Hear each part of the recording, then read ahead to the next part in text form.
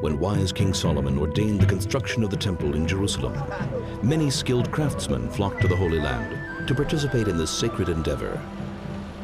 There were some who came from Africa, and when the job was done, they returned to Nigeria, their homeland, as Israelites. Since that time, they have cherished the Sabbath, just as the Sabbath has cherished their souls. They told their people that they were Hebrews. In their language, they pronounced it Igbo.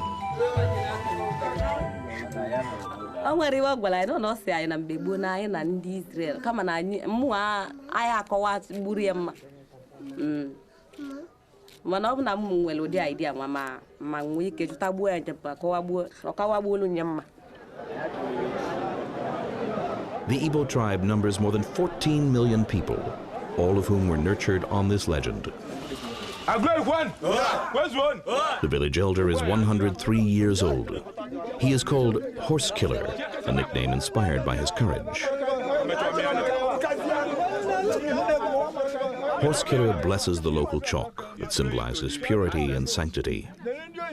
Besides serving a lofty, holy purpose, chalk-painted faces can frighten nosy visitors as well.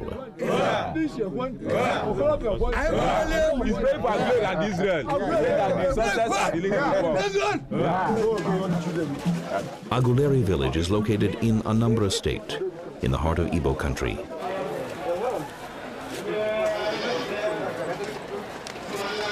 So this is the palace, is original palace. So we are going to see the present occupant of that seat, which is the king. So he's there now, he's waiting for us to come. The sorcerers await us at the gates of the palace. They must consult the spirits and obtain their consent before they allow us to stand before Chukwuemeka, king of Aguleri.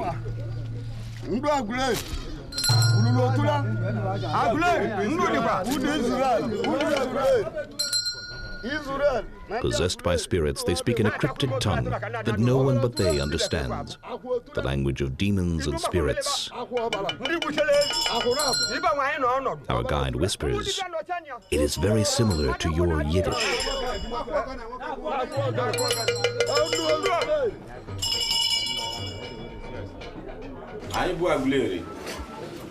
Ghana mwere niile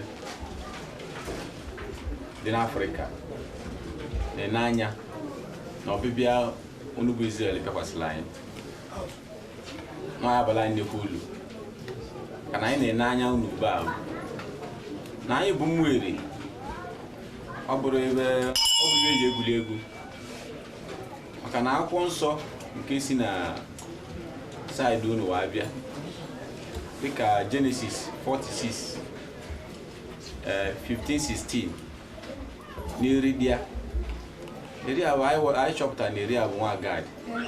Gad ya bụ ụmụ Israel ahụ ka nọ Gad ya abancha bụ Israel ahụ n'onwe. There might be a slight incongruity here.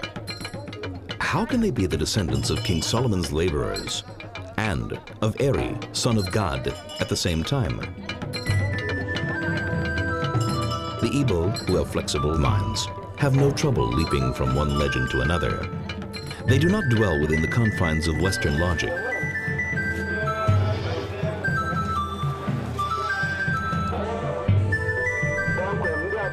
The stories of their origins coexist and blend into their tradition with no difficulty at all. By the way, our favorite legend declares that Eri, father of the Igbo, was simply cast down from heaven. Chief Ben Obi, a native of the region, is a liberal politician and a seasoned public relations man in Lagos, the capital. He should be commended for organizing our visit to Nigeria. Local residents realize how complex and dangerous this mission can be, how many strings must be pulled, and how many palms greased en route. Thank you.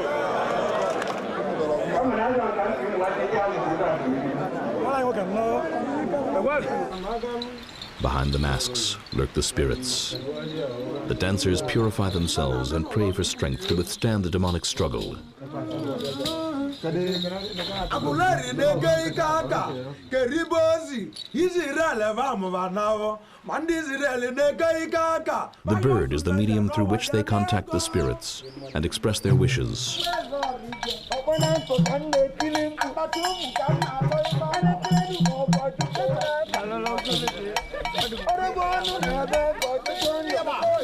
The singer chants, Israel is strong, and so are the Aguleri people, for they have received their strength from Israel.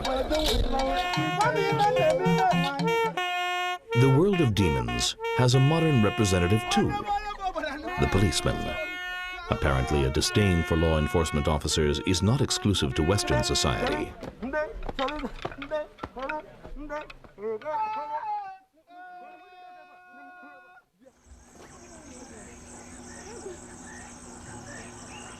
In the eastern part of Nigeria, where the Igbo reside, the Niger River forms a vast swampy delta.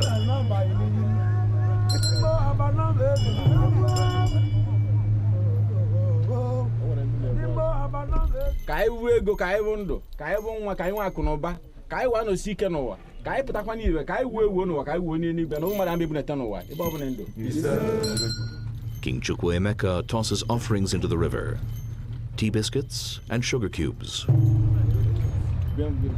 In return, the river god consecrates the water, sanctifying the participants as well.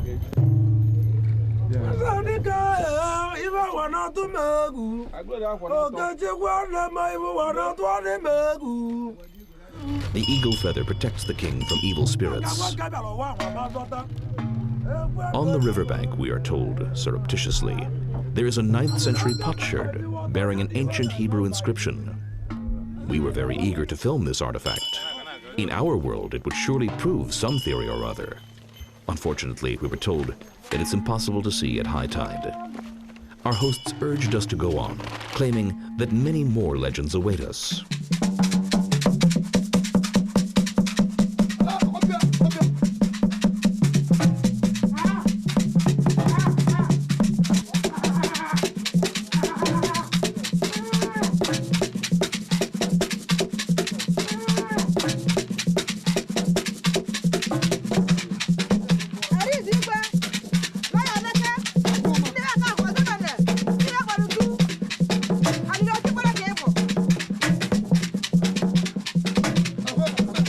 There are many similarities between Igbo and Hebrew customs. The Igbo point them out to prove the authenticity of their connection with the Israelites.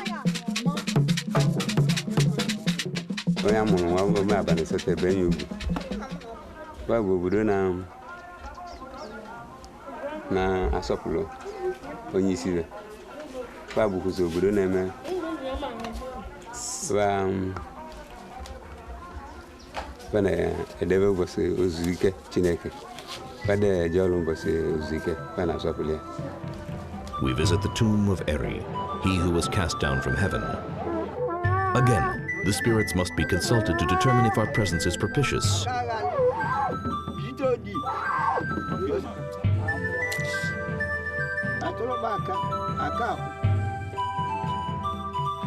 Tense villagers watch as the soothsayer conducts the local lottery. And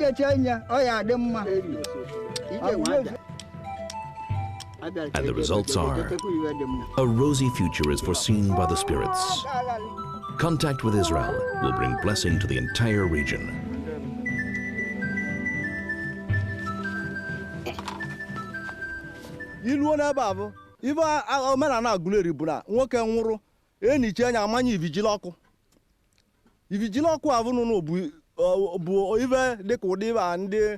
Western this in the tear cross even the other. If you look at Jama Benny Walker, you learn near him. If you look at ya, Nuku if you look.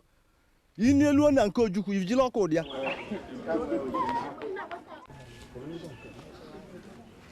The tree sorcerer bears holy water from the river. Okeke, a villager, has come to confess and ask forgiveness for his sins. Behold, on bended knees I bow before thee. May thou grant me long life. Have I been untrue? Have I taken a human soul?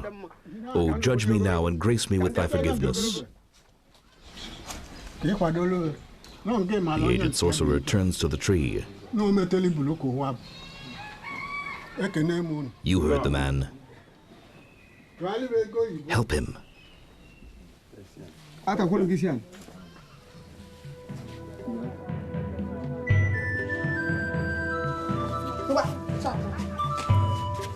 Healing plays a key role in tribal tradition and life.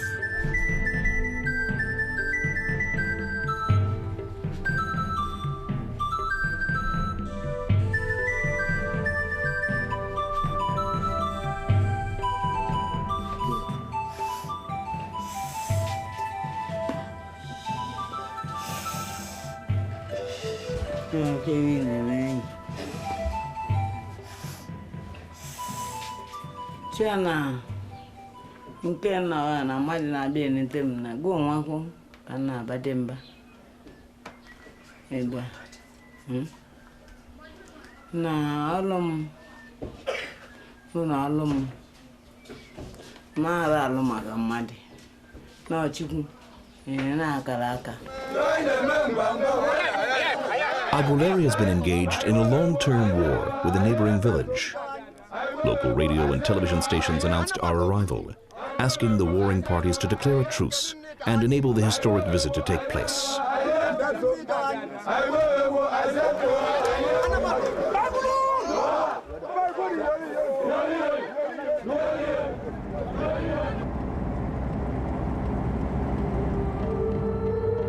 In 1967, a short time after the oil fields were discovered, the Igbo declared an independent state in the Biafra region, leading to a blood-drenched civil war that ended in 1970 after the Igbo were systematically starved.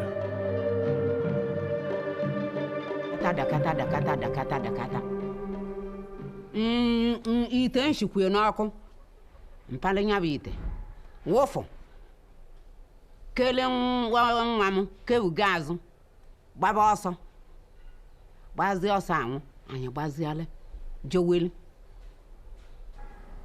mmadụ mgbe ara ite naanị ọ nwụrụ n'agha ọkwanye anyị nata ka agha buru agba ụlọ be anyị ọkụ anyị nọlụ kwụba agụ taba abụbụ. The Igbo recall gratefully that Israel was among the few states to support Biafran independence. They compare their horrible suffering to the tribulations of the Jewish people during the Holocaust, adding depth to their Hebrew heritage. At the end of the war, whatever amount of money you had, 1 million, 1 billion, it doesn't matter. What they ended up doing to every one of us was to give you 20 pounds. And it is with 20 pounds that we have established all what you were seeing here. The injustice which we suffered from 1966 up until the end of the war, it's even still going on. You know, we've not been able to really come together. We've not been able to be completely integrated into the true Nigeria of our dreams.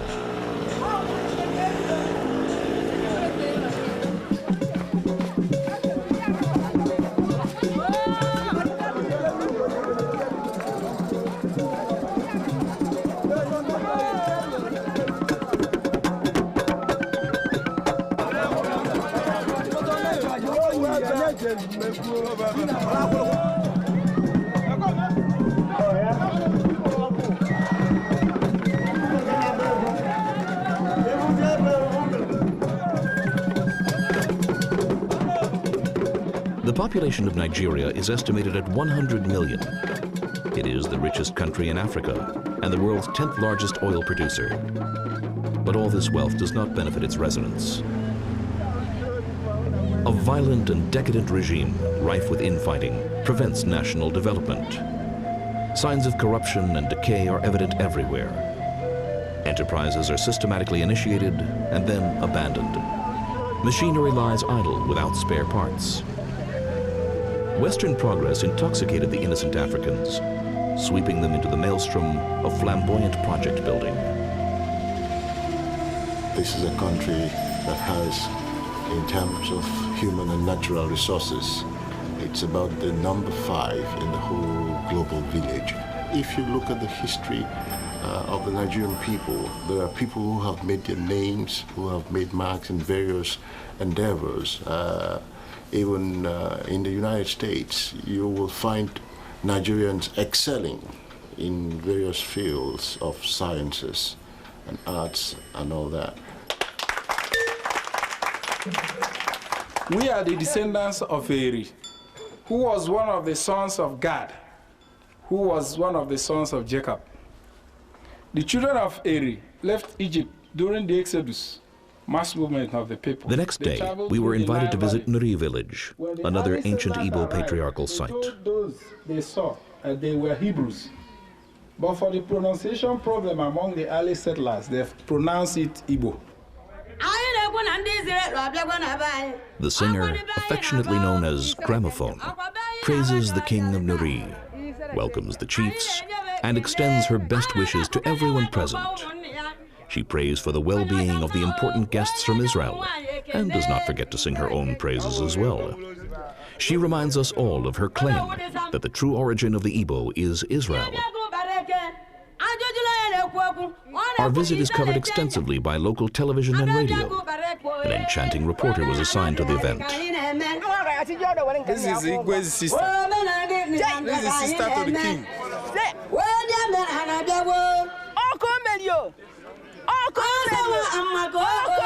The king's sister joins in a spontaneous dance.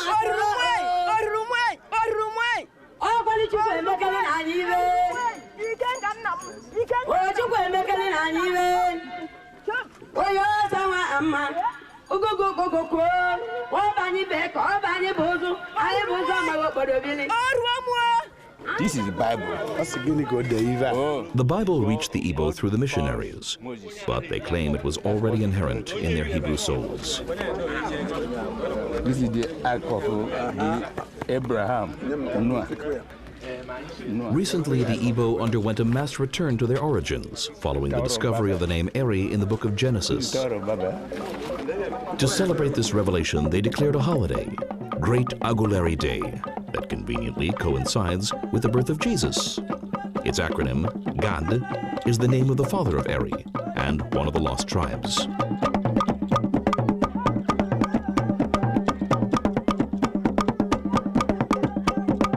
It is more or less feast of Passover being performed here. See the chicken and the Idu Mo'u holiday can be compared with Passover. It is observed by extended families who eat a sumptuous meal and offer chickens as sacrifices.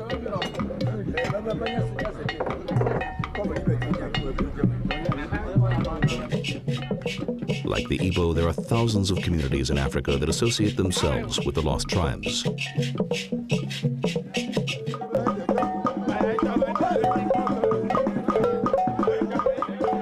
The oral history of this region poses fascinating challenges for conventional historians. Some of the artifacts in this museum reinforce the Igbo's link with the tribes of Israel. But of course, nothing can be determined with certainty.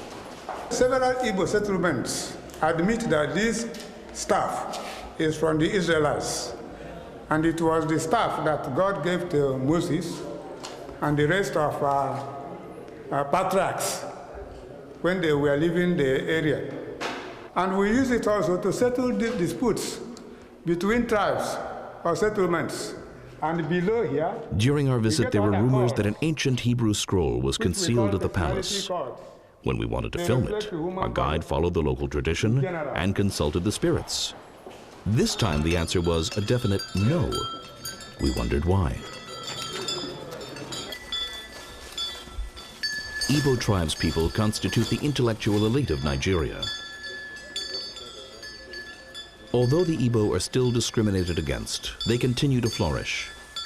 In this religious procession that appears primitive, march famous attorneys, engineers, physicians, and several millionaires. The Igbo control Nigeria's economy, but have no political ruling power. Perhaps this is why 5 million Igbo are now seeking their fortunes abroad.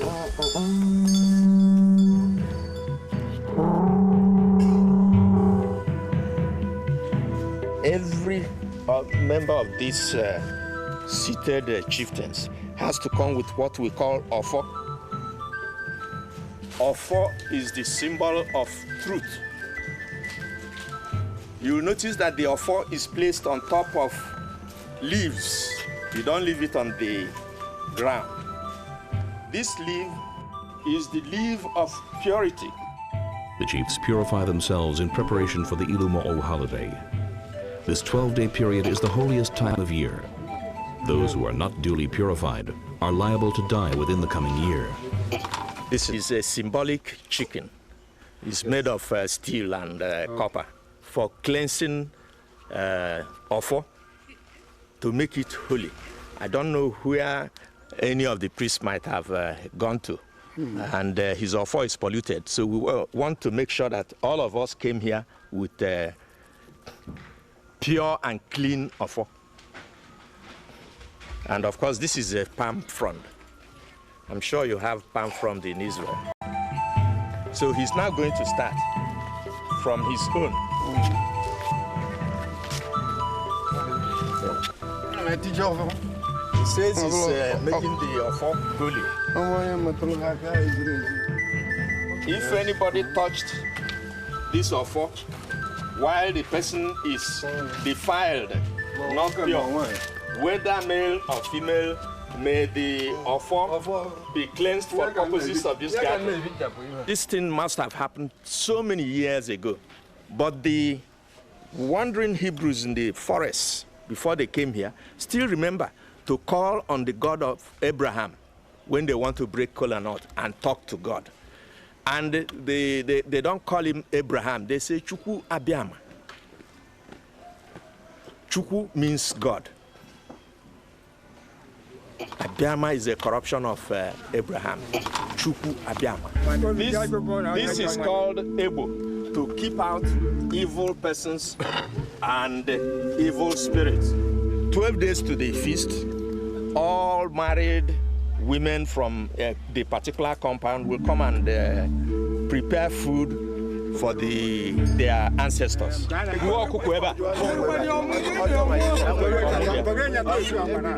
Chicken for sacrifice.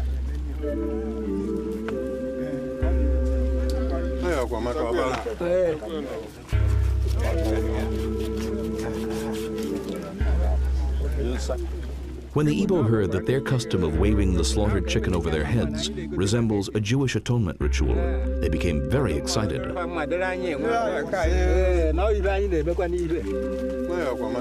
We have no plans to migrate to Israel, but we are very proud of our past and our culture. I have told you about when you shed your brother's blood, that's something we perform. No other people in Igbo land do that.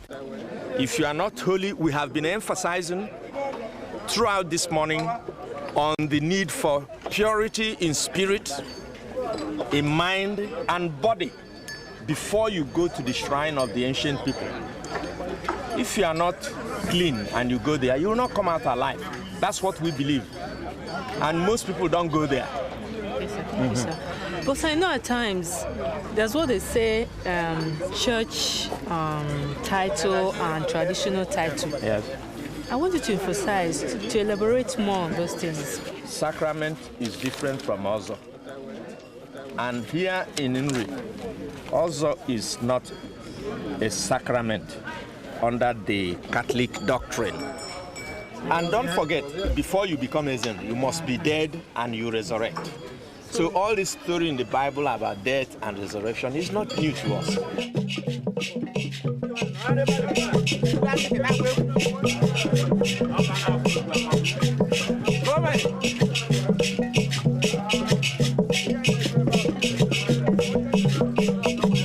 The priest scatters the feathers to prevent the incursion of evil spirits and other lethal mass media.